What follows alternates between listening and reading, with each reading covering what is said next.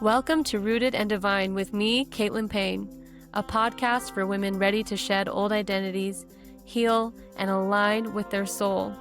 Each week, we'll explore spiritual growth, healing, and personal stories that empower you to embody your truth. Rooted in humanity and fully alive as a divine soul. Welcome back to the Rooted and Divine podcast. I hope everyone is doing well. I don't know a single person in my life right now who isn't going through something, some type of initiation, some type of death, some type of threshold. And I just really wanted to speak to that within the collective. You know, we have 1 month, a little under a month until we are done with the year of the snake. And you better believe that the whole world, all of us are feeling these last vestiges of who we really aren't, of everything that's not us come to the surface. And for some of us, that is looking like marriage is ending, looking like looking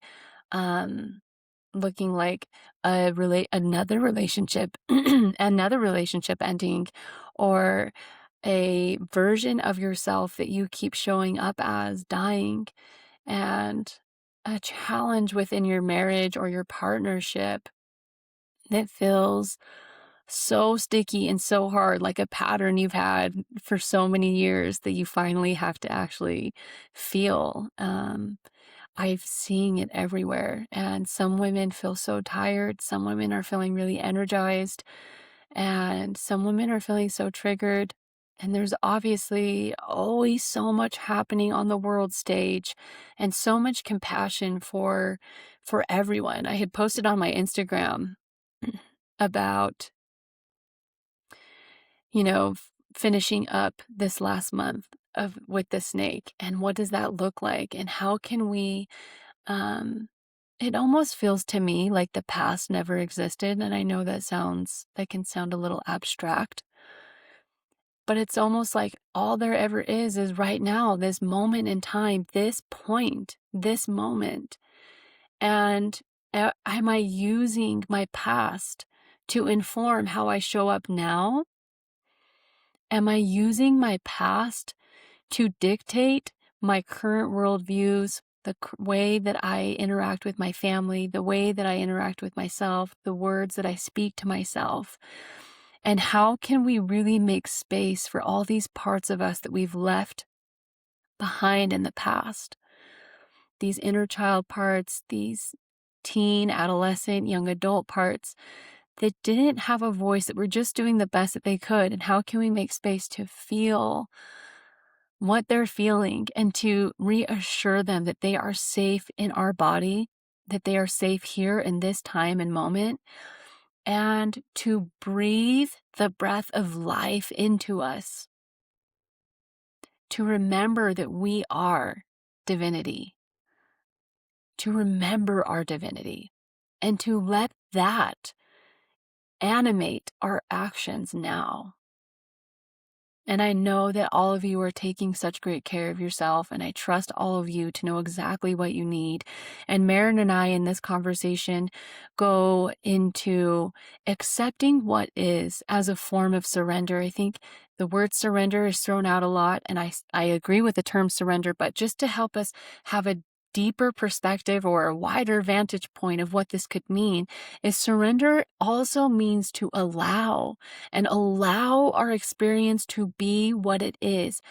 And for me, that feels like, we get so consumed with our pain. It's just like we're looking at our thumb all day and we're like, my thumb is in pain, my thumb is in pain. And if you just sit there and you stare at your thumb and how it's in pain, that's all you're going to feel.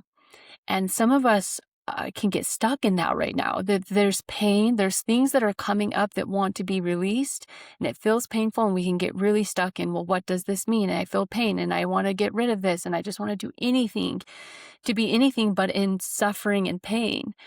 And the practice for me has been, I allow myself to fully feel this feeling. I give myself permission to fully be in it while unfurling the consciousness of my heart, the energy of my heart, to expand into the divinity, to the God, the goddess that I know that I am. And it's like my whole being is holding this tiny part of me instead of that tiny part being my entire experience.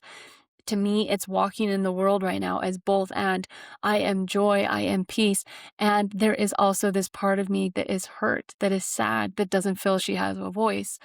And in this moment, I am a mother. And then the next moment, I am mothering myself. And in this moment, I am doing this podcast. And then the next moment, it's like, how can we start to live as these multidimensional beings and not just having one experience, but exercising our spiritual and energetic capacity to unfurl from the thing we think is the problem so that more options can become available for us, so that more of our divinity and more of our awareness and our consciousness can come online. And Marin and I talked about this, and Marin has this most beautiful formula, I guess, or step you could say, of giving us just conscious references for the mind so that we can know when we're in victimhood, when we can know when we're stuck in she calls it the doer mode. We're just like, I gotta do, I gotta go, I gotta prove. And then when we get stuck in like the spiritually enlightened seeker mode, and I am so guilty of that. And then when we become one with God, one with our divinity, and we become conscious, sacred creators. I'll read Marin's bio, and then we'll let you get into the episode because it's a good one, and I know you guys are going to have so many takeaways, and just really wanted to acknowledge the field and the pain that people are going through on the world stage and personally. And it's my belief and my experience that what we do in our personal lives matters, what we do in our hearts matters, how we speak to ourselves matters, and allowing and surrendering and fully accepting ourselves as we are will change the world, even though it might not feel that way. So Marin writes, Marin Bach-Antonson is a devotee of the I Am Feminine Christ path, a Magdalene Rose priestess, mystic, and emissary of the Divine Mother. She walks the path of love as remembrance, carrying the rose lineage that awakens the collective heart and restores ancient feminine templates to earth. Her work supports women who are here to anchor light, embody sacred feminine wisdom, and participate in the unfolding of a new golden age. Marin's greatest joy is creating ceremony and temple spaces where women gather in sisterhood to receive initiation and deep soul activation. She facilitates mystery school programs, priestess mentorship, and Magdalene Rose retreats worldwide, creating safe devotional spaces where the Grail codes of love are restored and women are held in their divine nature. I have personally worked one-on-one with Marin and can attest that she really does restore the Grail codes of love, and you'll feel that and see that in this episode. And all my love and my heart to you, you guys. We're in this all together. It takes a village to heal. And also, it was in you all along. And don't forget also about if you have a question or if you would like me to interview someone, please use the submission form on my website. I would love to support you in your journey, or always feel free to DM me. And I hope you enjoy this episode. You guys, today I'm so excited to be having Marin Bach-Antonson on the podcast. She is a force of Divine Mother's love, and I'm so excited to see what magic the Great Mother creates between the two of us here today, because from the moment that I met Marin through a mutual friend, I was like, she carries the codes of the Mother. And anyways, Marin, welcome onto the show today. Thank you so much for being here and blessing us with your presence. Thank you so much. I'm really genuinely joyful to be here. Yes, I wanted to just dive right in. So Marin is you're a priestess, and you also carry a lot of wisdom codes from the Rose lineage. And in your bio, which people will have read, you said that you are a devotee of the feminine Christ path. And what does that mean to you? And what is the message that you are trying to help women understand about that? What a beautiful first question. I'll start by saying that the word Christ often has a charge in the consciousness of the collective due to religious institutionalism around that word. When I use the word, I have truly come into relationship with it as a frequency, as a state of potential beingness. Christ, crystal, crystalline, the absolute expression of the light of our DNA fully embodied so that we become the light body of the Christos, of the crystal, the crystalline nature that is embedded within our blueprint. So I use the word feminine Christ to simply identify as that personal relationship between that frequency and my femininity. But really, the Christos energy is for all. It is the ultimate state of oneness. So in my work as a priestess, which is really an archetypal energy, I also consider myself an archetypal mystic, an archetypal ceremonialist. I hold spaces for women, safe, deep spaces of devotion and remembrance outside of the noise of the world where we can begin to be in relationship with that frequency because it is a yin journey as opposed to many people think of it as a yang journey, someplace we have to get to, a state we have to achieve. But that Christos blueprint is already, oh, I get chills even as I Mm, speak it. It's mhm. already the truth of our nature. It's who we are. So the practice of it really just is a practice of going inward and gently, bit by bit, tenderly dissolving the places, the spaces, the patterns, the attachments that keep us from knowing and experiencing that energy in ourselves. The more that happens, the more we begin to relate to other people and see their Christos even behind the most protection and the most hateful walls that people have built up. The Christ doesn't see the hate of the other person. The Christ sees with compassion through the wall of hate. And that energy of being able to see through that love, through that heart, I believe, and again, chills in my body, that is Divine Mother's greatest medicine in the world. The more we see people as love, the more they feel that they are love, the more love will be expressed in our world. So oftentimes the modern world feels like we have to fix something, we have to make things better, we have to do something in order to, make the world more peaceful. And from the Christos perspective that I have come to embrace and walk the path of, that is actually not the case. It's just a matter of releasing ourselves, surrendering ourselves, softening ourselves into the love that we ultimately already are and have always been. That's so beautifully said. So I think most people from religion understand that Christ isn't actually the person, it's really a title.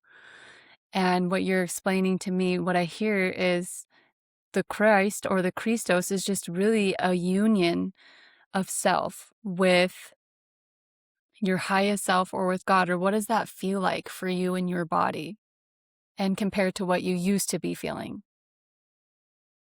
You just really pinpointed the crux of it. It is divine union between self and the ultimate supreme, the beloved. So we are the beloved of the supreme, and the supreme is our beloved. And those two things merging and coming together is the ultimate state of bliss, of ecstasy, of the Sophia Christ within us. So, how does that feel? I'm not at all proclaiming that I am in any way at that embodied state of Christ. I've tuned into it though. I've had experiences of it. The best way I can describe it is, and this happened on my deck right downstairs in this house. I was sitting outside on an August afternoon and really working with or allowing my heart to open to my mother, actually, who has traditionally been a very challenging person in my life and relationship in my life. And just holding her in that state with the mantra, the love in me loves you. So the ego in me is very hard to love you, but the love that I am loves you. And I just was practicing that mantra and sending that radiance from behind all of the hurt. I tuned into that radiance. And all of a sudden, what I had the embodied experience of was my heart opened in a way where it like almost flipped from the inside out. It was a contracted heart around her and it opened up like this. And it was like I was a fountain. Oh, again, I get, get chills when I speak about this. I'm I feeling was it like, over here too. it was like some love that was the oneness that is the fabric of everything was pouring through my experience, my body, my consciousness towards her. And it wasn't me, but it was me. It was the true me, but it had nothing to do with Marin and the little I, that I identify as. And the best way I can describe it is that this state, this frequency, this Christed love, it needed nothing. It was only, it only wanted to give. It had an enormous magnitude of capacity to see my mother both as the wounded child that she is, and also the supreme spirit that she is. And it just embraced her in such a way that that moment healed and decades of tension and contraction and hurt and patterning between my mother and I. I'm sure it was karmic, even from other lifetimes. So that's the best way I can describe my experience of that energy. It only seeks to love and give and needs absolutely nothing in return. And it's unconditional in the truest sense. It doesn't require anything from anybody to be good, to be anything. It just will love everything as it is. You know what really came to my mind as you were telling your story, which I'm so grateful for, is that the phrase, like, not my will, but thy will be done. And explaining, okay, I had my ego. I was feeling this like tension towards my mom. And I've had a lot of experience, we talked about in a few days ago, diving into that egoic part, feeling the emotions of the ego, but it's not necessary. It's like a bottomless pit of misery when you just let yourself fall into the will of the ego. And we can go in there with a bunch of tools and like, okay, well, if I just somatically move it here, and if I use my subconscious reprogramming to do this, or if I get in there and I can just like reprogram the memory, um, it's still it has an aspect of working with the ego. And I love how you painted the picture of, and then behind that, it was like you willed into existence the union between you and the supreme. And you, through the heart, created a divine will. And I think through religion, we've had such a misunderstanding of what divine will means, that it kind of means that you need to be subservient to a set of rules or laws, commandments. But what I really feel like you just described was not my will, but thy will be done, is because thy will is always love, pure love. And to me, that's exactly what I was like, it just explained, is that this will to love, just holding the space for the hurt while just allowing it to be wrapped in the love, I feel like is a new spiritual muscle that is being developed within so many of us now. I don't know, do you have any thoughts about that? There's so much that I can say about this, and the thread that you pulled is such a golden thread. So thank you for opening up this opportunity to speak to this. First of all, that prayer is a prayer that I pray every day, even before I get out of bed. At the moment I come back into consciousness and wakefulness, in between that sleep and wake state, that prayer, Divine Mother, Divine Father, God, Great Creator, today I surrender my will to your will, that your will may be done through me. Please make me humble and give me the privilege that I may be a vessel of your pure nature on earth. And the mantra, I and my Creator are one, is also a mantra that I am always anchoring in my consciousness and in my body. That being said, we often have this relationship to our ego, that the ego is the problem that needs to be fixed, that needs to be dismantled, that needs to go away, that needs to be tinkered with in order for our true self to be able to come through. That relationship with the ego is inherently part of what keeps us in disconnect from our true nature, because it creates an inner resistance. Your relationship with yourself is the primary relationship that unfolds the rose of the heart, that opens the heart to be able to experience the Christed frequency. So imagine, as a soul, my perspective and my deep knowing is that we chose every single one of our egoic patterns as an ally for our great journey of remembrance and awakening in this dimension. Most people perceive the ego as a problem. When I shifted my relationship with my ego as my ally, it was one of the greatest, most significant shifts in my entire life. Now, instead of when I'm triggered, having to fix something, as you know, because we've worked with this together, I have learned to create that mother temple of space with what I'm feeling, with what the lower self is feeling. And my mantra is, you are allowed to feel this rage. You are allowed to experience this grief in my body. You're allowed to feel this hurt. You're allowed to hate your mother. Like, I needed to say that to my little girl, to that ego. She needed permission. And for the longest time, I was trying to gaslight that and spiritual bypass that. And no, no, no, let me get past that. Let me forgive. But what I finally realized was that energy was only an energy inside of me. Religion has taught us that, like, oh, that hate is bad. It means you're not spiritual. It means you've got work to do. But that hate is simply an energy of protection from that little child. So my point in sharing all of this is, rather than be in relationship with the ego as a problem, as something to fix, to lean back into the back of the body opens up the receiver, and we can hold space and receive the energies that are being triggered, and simply seeing them, acknowledging them, and offering love to them is exactly the thing that allows them to be let go and to dissolve and soften within us.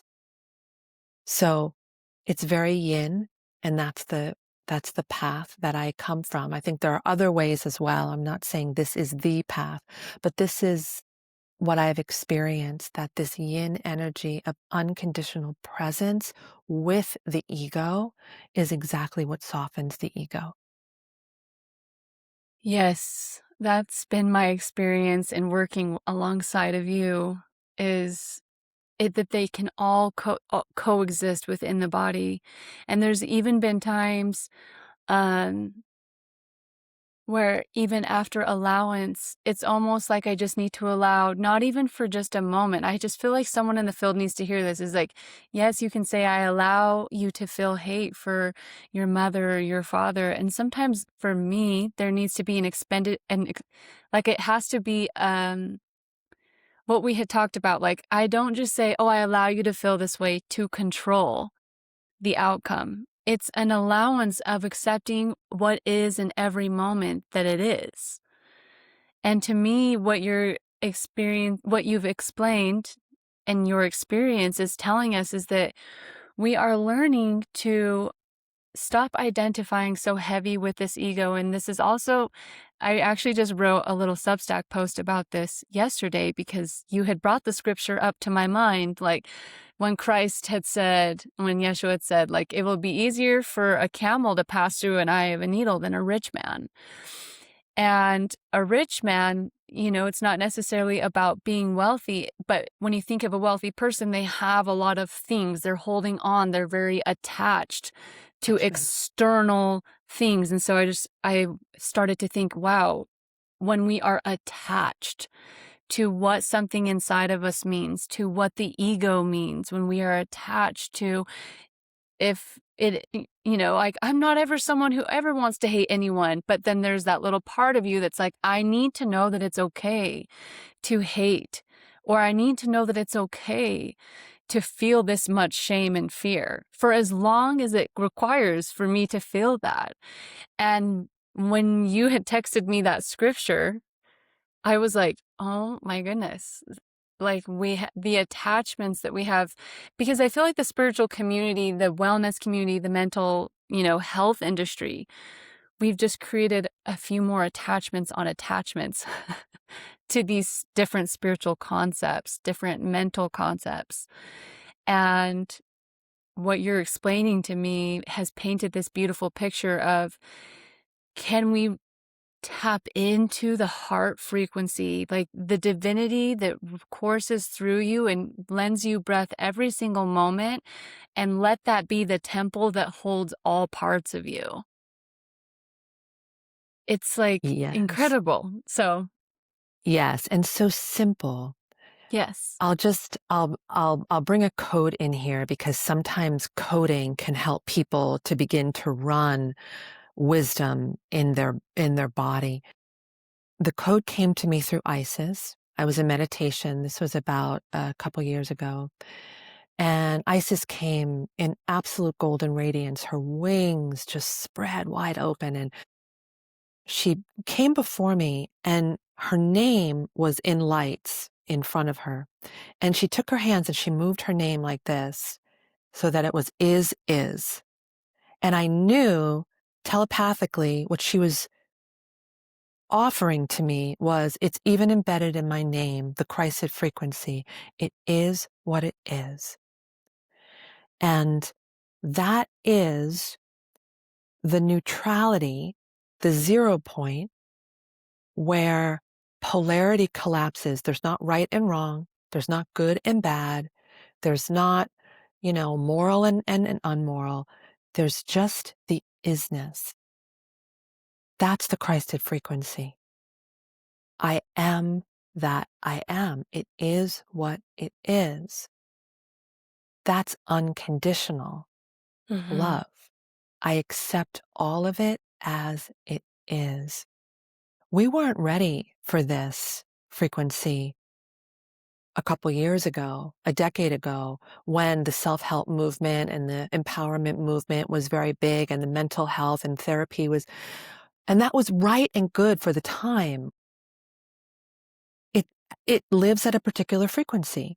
And there are some people that it's very, very, very beneficial for. There's nothing bad or wrong about it. It's wonderful.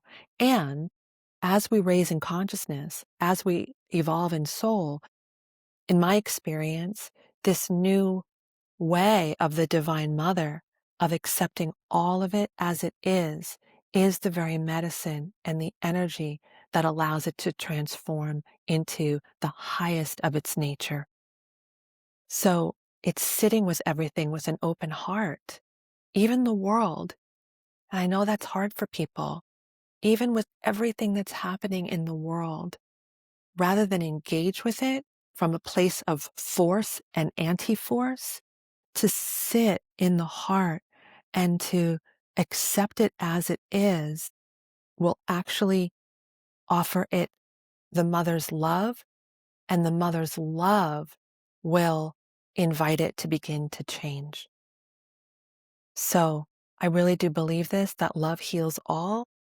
And this is the crux of what I hold space for, what I teach, what I transmit in wisdom. Mm. And what do you see with women that you work with? Where do you see them getting hung up on? Like, where are common threads of, as we continue to evolve in consciousness, like, where are you seeing common threads of women getting stuck in old patterns or getting stuck with the ego? And how do you see them overcoming that? So we can continue painting a bigger picture of how people can, you know, start to really feel what this would be like in their lives day to day. That's a great question. And I will openly admit that this was definitely a place where I got stuck, still get stuck, but I'm aware of it now. And it is the tracking of the seeker of how evolved I am and how evolved I'm getting. Mm. That's still the doer. So the seeker is never going to be enlightened. It's the release of the seeker that just is the one that's enlightened. That is the ultimate shift of paradigm. And so many people get hung up in, I had a mystical experience, or I'm aware of these new codes, or, oh my God, I have this new teaching or this new revelation, and attach to it as if it's another rung on the ladder. Mm. And that's still the performer, that's still the performative, that's still the seeker trying to accomplish a goal and something which is ultimately patriarchal energy. It's sneaky, but Sneaky. I'm like, yeah, sneaky. I can totally get caught there. That's the crux of where most of the women that I work with that are very evolved, that are highly conscious, that's the crux right there. It's almost like this paradigm shift of like, well, who are we without the doer? Because tell me again, will you quickly explain? There's the doer, but below that, give me she The has a four? step. She has a formula, you guys. Yeah. Yeah. Tell me Yeah, the four. okay. Yeah. Okay, the four. Yeah. So in the first energy, uh, the energy is the pure victim, which Mm. is all of the stuff that's at the core of the core of the core. I'm not enough. I'm unworthy. I'm never going to be anything. I'm worthless. I'm nothing, right? It's those fears that live at the core, the core, the core of the ego. That's the victim consciousness. Some people stay there their whole life, and like spiritual people would call them like low vibe, right? But then number two is a frequency above that, which is the doer. The doer ultimately, I'll just give you a great example. Your dad tells you you're never going to be anything when you grow up. And the doer starts a business and is the CEO of a company and is great success and has built so much on top of all the hurt. The hurt's still there and everything has been built on top. So oftentimes the doer is a compensator responding to the hurt. Most people, when they have a problem, they don't even realize it. They're always asking, what do I do? But there's another question. What do I do? 1 and 2 is the old paradigm. Okay. 3 and 4 is the new paradigm. The bridge to get there is this new concept that is the yin, which is, what if I allowed this instead of trying to do something about it? Mm. That brings you to number 3, which is the receiver. Now you've shifted from doing, where it's really the small self. It's the ego. I got to do. What do I do to fix this? What do I do to get this new house? What do I do to get money? That's a huge one. That's the small self. And that energy is so limited because it's the energy of our ego. in total separation from supreme intelligence. When we allow everything to be as it is, we release all resistance, and that actually opens the portal to a connection to source intelligence, to the supreme. Now suddenly we're the receiver that is able to receive something much bigger than us in order to allow that to move us to what has to happen in order for things to be in alignment, to be in harmony.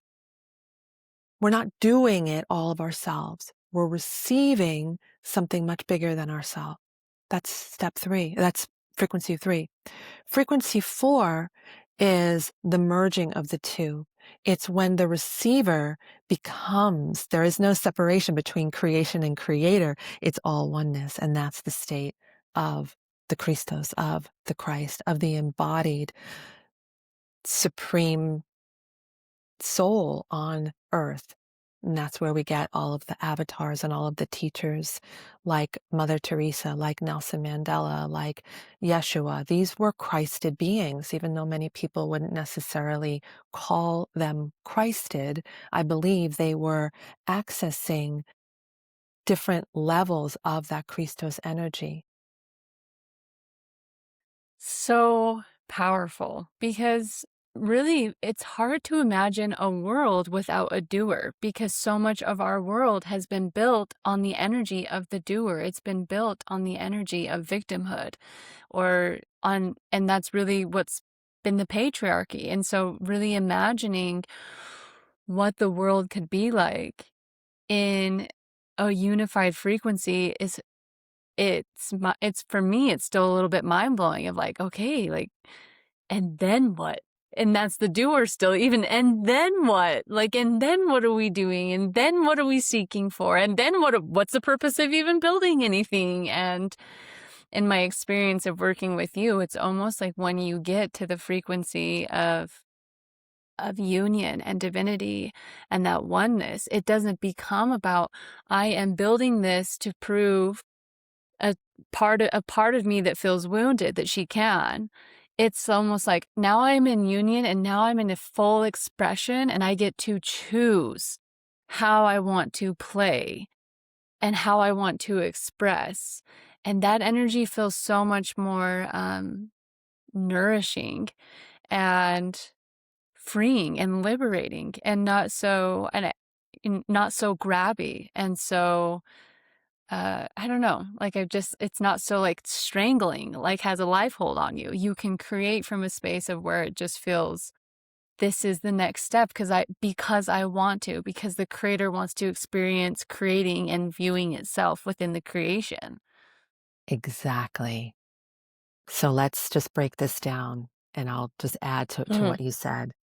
In the old paradigm, manifestation, and it's embedded right in the word man, it comes from our lower self, human.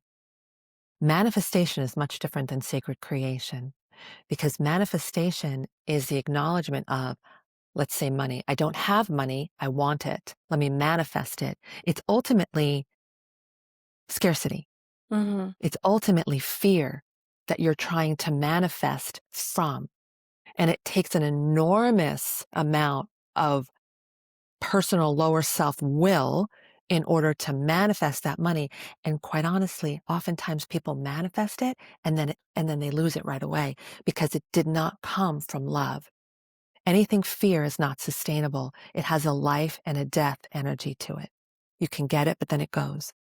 In the eternal life paradigm, which is the paradigm of the sacred creator, we create from that place of wholeness. I already am abundance, and I seek to experience the pleasure, the joy, the bliss of abundance for myself and for all. And that's something my soul wants to know in this dimension. It's a much different energy than Mm. manifestation in 1 and 2 when you shift into 3 and 4. It's terrifying. It sounds great on paper, but it's terrifying to release the doer and to allow the doer to be totally undone. But this is where I believe we're headed in 2026. I heard, I don't remember where, there was a a beautiful astrologer, maybe it was Pam Gregory, that spoke about the next 5 years being the years of the Christed era, where we're now moving into the releasing of this old paradigm and moving into the next 5 years. So 2026 really marks the start of this. The reason why it's terrifying is because it's complete annihilation into love. The complete annihilation of the doer in order to embody the beingness of the Christ, of the oneness, of just pure love on earth. But I do believe it's where the collective is headed. It doesn't seem that way right now with everything, kicking up. There's so much shadow being kicked up. But I do believe so wholeheartedly, and I know that now I don't ask other people to believe this, it's just my own personal state of relationship with the world. I do absolutely believe in the benevolence of God, in the glory of the goddess, in the sacredness of creation, that everything is as it should be. I feel that as well deep in my soul because I know that when I believe things aren't as they should be, it only creates more of that energy. And it only supports more of that energy to continue onward when I believe that something isn't as it should be. Whether that's on a large world scale or just within my own home of like my son isn't acting like he should be, and when I choose to believe that about my son, he responds back to me with more of that energy rather than just allowing him full space to have whatever reaction or emotion he is having and having it be exactly as it should be. I find that an allowance helps us to coalesce and cohere the energy in my home at a much like softer pace and softer energy in the end than when I'm like, you shouldn't be acting this way. And if you think about that, I think it's easy for people to think about that in relationship terms. And sometimes I think it's harder for people to really subscribe to that view on a world stage because they're like, there's just so much atrocity happening. But the world stage really only is that a stage of which our collective consciousness is being put on a show for us all to see. And anyways, I believe that as well. Yeah, and I'll just weave in here something from quantum physics that really helped me to settle into this state Mhm. that we just spoke about. Quantum physics basically says the energy with which you hold something is exactly what it will become in your experience. So let me give you an example. I'll tell this short story and then I'll continue with what I'm sort of getting at. When my son was 11, the version of me back then really perceived him as like difficult and without any awareness of a larger picture that he's just 11, you know?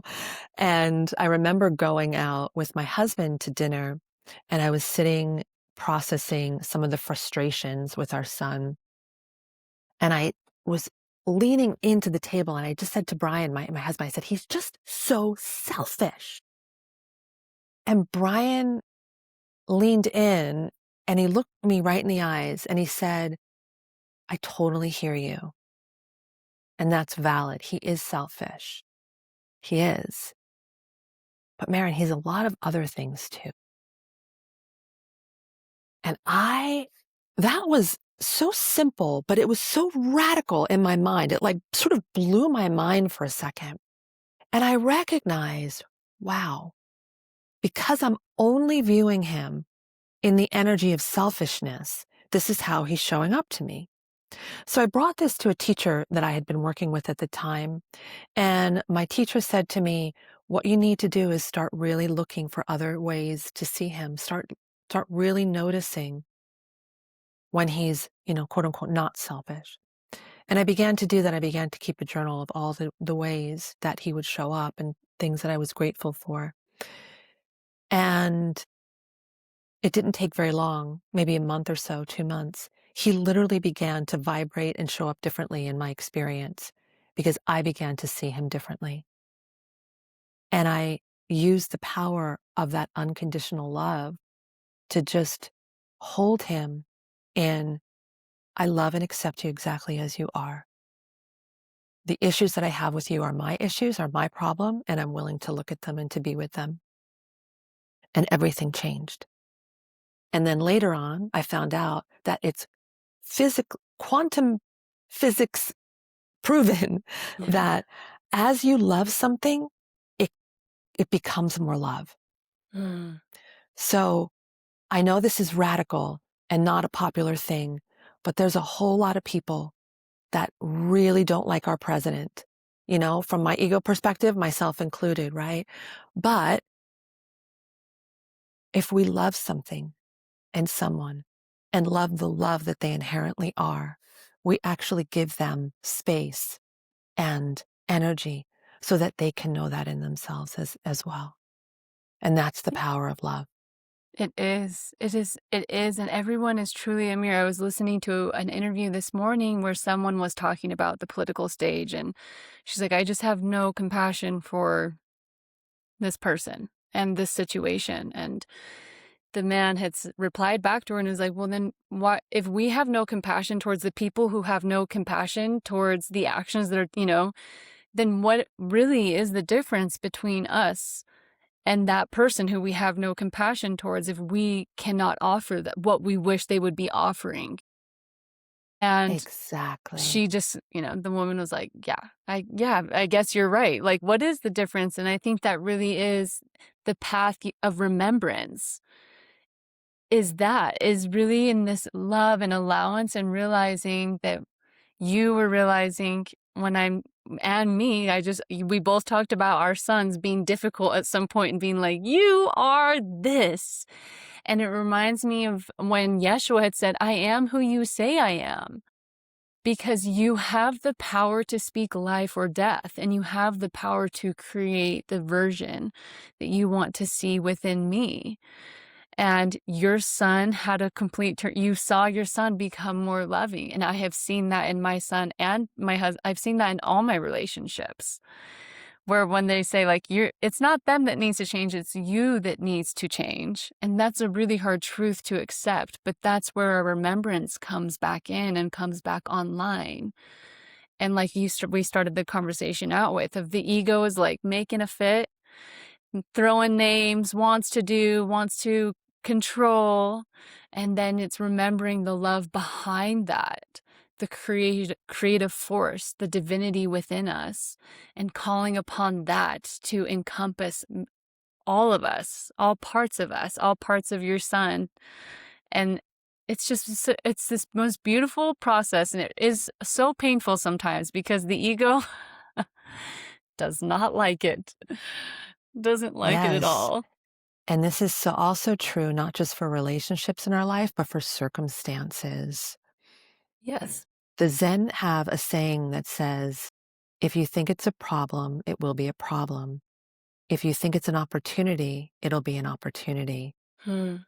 So even sometimes the hardest things that we go through physically, financially, emotionally, if we can hold our hearts open to even those circumstances, we don't have to like them, but to accept them as an opportunity and to bring presence, acknowledgement, and love to our circumstances actually allows the circumstance even to unfold in its highest expression for us, as opposed to happening to us. Mm-hmm. Yes, I like that you said you don't have to like it. You just have to accept it and to allow it to be as it is. Wow. Yeah, and also, let's just bring that other layer in here. Not only do you not have to like it, but the ultimate act of embodiment is to hold the circumstance as an opportunity while holding the ego that really hates it, that really doesn't like it, and allow the ego not to like it. So it's not just about bypassing into that energy of love and sublime inside of us. It's about also very, very tenderly holding all of what the lower self feels in relationship to any circumstance, any person, any situation in our life. Yeah, and I think that that speaks to our multidimensionality that more people are coming online to and don't necessarily have the verbiage or the wherewithal of what's happening. It's a and I for me, it's been that way over the last year of like, oh my gosh, I'm accessing all these different parts and like what part wants to be in control and what part, needs to feel love and how am I holding all of this within one body and because my upbringing felt so much like you are one thing and one thing only, and you will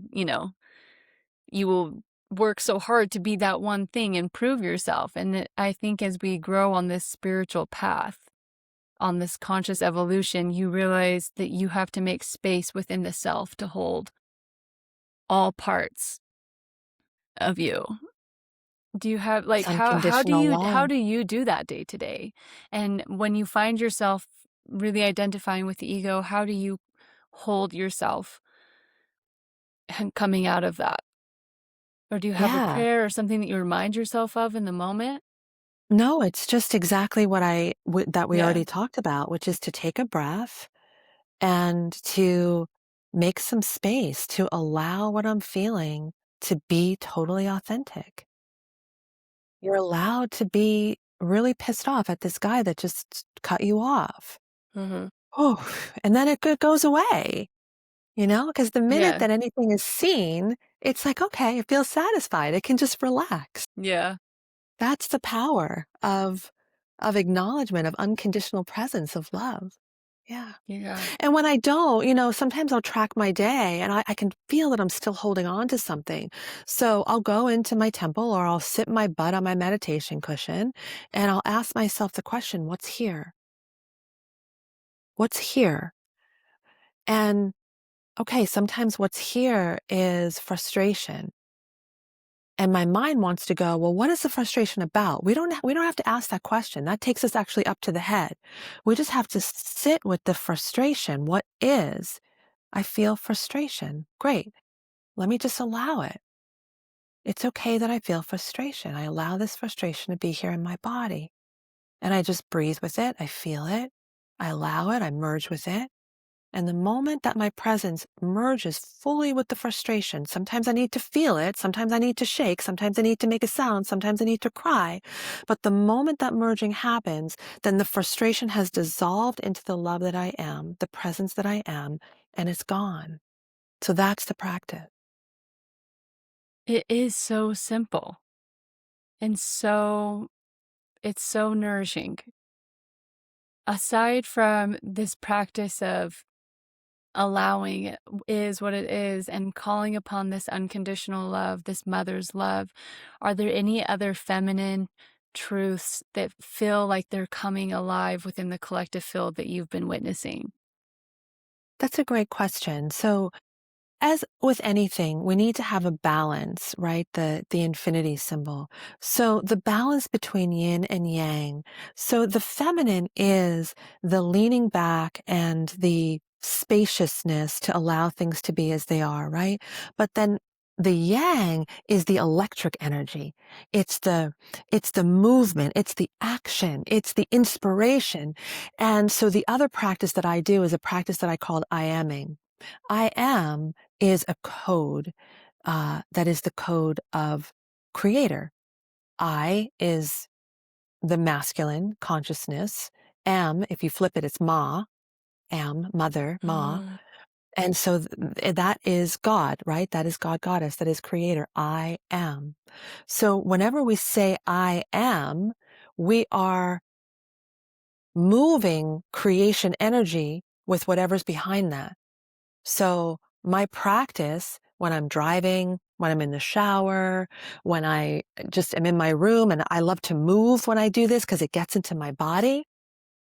I am a glorious expression of God. I am a blessing to everyone that I see today. I am in my heart. I am a holy woman. I am fully in my joy. I am relaxed. I am calm. I am in harmony with myself and my entire life and all people in my life today. I am lit up from the inside out. My cells vibrate to the frequency of the feminine Christ. I am in full co-creation with God and life, and I am loving everything around me. My heart is wide open. I am so filled with bliss. I am beautiful. Every time I look in the mirror today, I see myself as beautiful. I am that I am. I am that I am. I am that I am. And I am so grateful for my life. Thank you, thank you, thank you, thank you, thank you. And that's an energy that like, whew, it just like, it gets you into that frequency of life, of vitality, of light. And yes, we still need to hold everything that's not love. But then the I aming practice, the electric, Mhm. brings me into that frequency so that I can, you know, I Balance can the 2 raise out. there. I can balance the two out. Exactly. Yeah. Wow. Thank you so much for sharing that. It really is so magnetic as you say it. And I feel that vitality, that life force just feels like it starts to overflow from you. And so you're saying like the mother's love is like in the back of the body. It helps you to hold all parts of you. And then the I ams is kind of the balancing of the yang energy of like, I am this. That seems like it just flows life force in and out and declares your field and declares how you move forward through your day while still holding the back of the body, the mother's love. Is Totally. that right? Yes, that's exactly right. So beautiful. Thank you so much for sharing that with us. I'm like feel so inspired by that and it feels so contagious. So, And if you want to even get even more simple, another way to instantaneously raise your mhm. energy is what I call yesing. You get in your body and really just let it rip. And you just do a yes dance. Yes, yes, yes, yes, yes, yes, yes. You just think about abundance. You think about life. You think about beauty. You think about Mhm. connection and just yes it. And this yesing practice, again, so simple. You jump up and down, move your arms. Yes, yes, yes, yes, yes, yes to life. Yes to God. Yes to abundance. And that's another just quick, instantaneous, illumined way to also bring yourself into that frequency. I love that. I love that so much. I really think that the path back to remembrance and back to our higher selves requires so much playfulness. Not even requires, it's just like the inner child wants to come out. And the more that I remember who I am, the more that my inner child and this playful energy is like, I need to be seen. And I think that goes back to when we're in the doer, it's a very adult energy of I will control. And then when you come one with the creator, it becomes actually a very childlike energy. And to me, that wraps it all back around to when Christ is like, become like a child. Like, be in the playful essence and the awe of life. And can you look around and just take life in and be so excited that you get to be here and that you get to have a sample of whatever it is that you want to choose, you get to have a sample of. And it brings a new essence and a new light into what these teachings that so many of us grew up with, but didn't have this quality or this texture or this context to it. So thank you for like reviving so much of that. You're so welcome. And isn't it so true? It's like every spiritual teacher kind of says in some version of that, of like, don't be so serious. Take Yeah. life more lightly, right? And it is the ultimate teaching. And I think what it boils down to is humility. Right? Some people think humility is the lack of conceit, but humility is the playfulness and the Mm, relaxation of surrendering the doer in order to trust that God's got us. yes. That's the greatest humility. powerful, and I know I just recently had a session with Marin, and I was in a painful part of allowing. And it was interesting because when I was in these really dark, painful parts of, like, allowing and letting this inner child have a voice, all of a sudden, I would just start laughing, and Marin kept saying, "So what energy is wanting to come in?" Because I was in so much pain, and I've experienced that time and time again, not with just Marin, but just in my life of, like, when I go to the depths of my perceived pain, there I find almost the most joy that wants to break through, and almost how this inner child version of me is like, "You took this so seriously, and you really don't need to take it this seriously," or, "You made this mean so much about this version of you, and you really didn't have to do that." And I feel this lightness coming through, and I think that with how much we see that feels heavy on the world stage, I know that with the intensity in which that presenting itself is the intensity of which the playfulness and the light heartedness wants to move through all of us to bring about, this ushering in of the golden age. Is there anything that you would like to add, Marin, when you view the future, when you think of the golden age, like what do you see or what do you envision coming for? How do you envision us living Mm. together as humanity? Yeah, that's a beautiful question, and I'll say one thing just prior to that, just to pull Yeah. out a little silver thread that you spoke of. You mentioned meaning, and meaning is our ultimate free will. We think that our free will is like what actions we get to take, but true free will is we get to make any circumstance mean what it means. So when it comes to moving into the next golden age, I think that meaning is a very important energy to understand that we have free will around. We can make what's happening in the world now mean whatever we want. We can make it mean that we're in the transition phase right before the great birth. I used to be a doula. I witnessed and was part of over 200 births. And there is absolute paradox to the natural unfolding of when something is birthed, that right before the birth, if it's natural and allowed to be what it is, the body goes into absolute terror and transition where all bets are off and a woman would look at me and say, I can't do this. This is too hard. This is too, no, get me out of this. And like I knew at that moment, just a little bit more, just keep breathing. Don't make it mean that you can't or that this is the worst. Know that this is the very last of it and just keep breathing with it and through it. And she would, and then very quickly, she'd be in the pushing phase.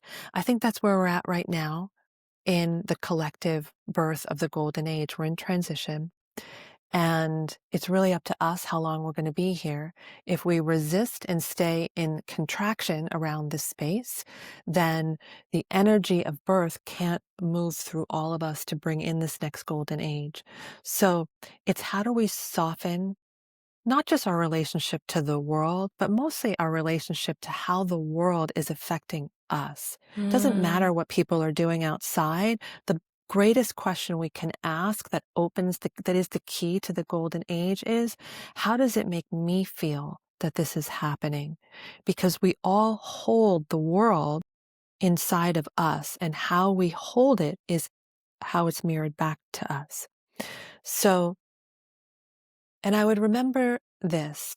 I think this is our true pathway if we can embrace this. The Zen have a saying that there's only three things in life that create all suffering. Only three. It's we want ourselves to be different.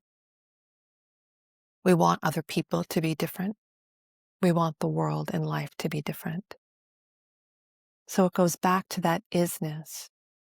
If we allow things to be as they are, to breathe with it, to experience the love behind it all, that will usher in this next golden age. I do really believe that. Wow, that's the most perfect way to end this conversation. Wow, there are so many gold nuggets in this conversation, and I cannot wait for everyone to hear what their takeaways are. And Marin, where can people find you? And is there anything you want people to know in closing, or any programs or offerings that you have? You can share any of those with us. You're very sweet. I would just want to say thank you for allowing me to share my heart, my voice, my experiences. Thank you to everybody who is open and willing to receive them. And I can be found at priestessrising.com. It's my website. I can be found on Instagram, Marin Priestess Rising. And as far as working with me, I happen to be in a transition period right now. So I'm not about just doing because it's been successful before. I really have to be in an authentic place with my offerings. So I'm in a bit of a cocoon and a yellow light with my offerings right now, because as I'm changing, what I'm offer is going to change. The frequency of my offerings will change. What I can absolutely hold space for and have the capacity to open right now are my private sessions.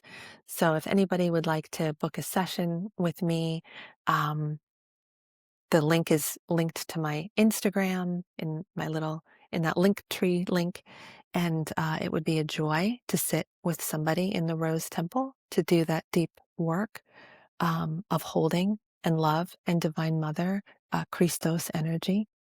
And I have a retreat in Mount Shasta that I do every year that is incredibly potent and powerful at the Shasta Vortex. And this year, it's not for a while, it's October, and that will be on my website very soon. Marin, you're such a gift to the world. Thank you so much for showing up and being a frequency of the Divine Mother's love, and showing a template for all of us of how to be in that yin that a lot of us women have forgotten how to be in, and restoring that back onto this planet, onto the grid. And I just am so grateful for you, and I love you so much. Thank you, Katelyn. I love you so much too. And I love everybody that has listened. Thank you for tuning in. Yes, thank you, you guys. Thank you for joining me today. If this episode spoke to your heart, please share it with another woman on her journey. And until next time, stay rooted in your humanity and devoted to your becoming.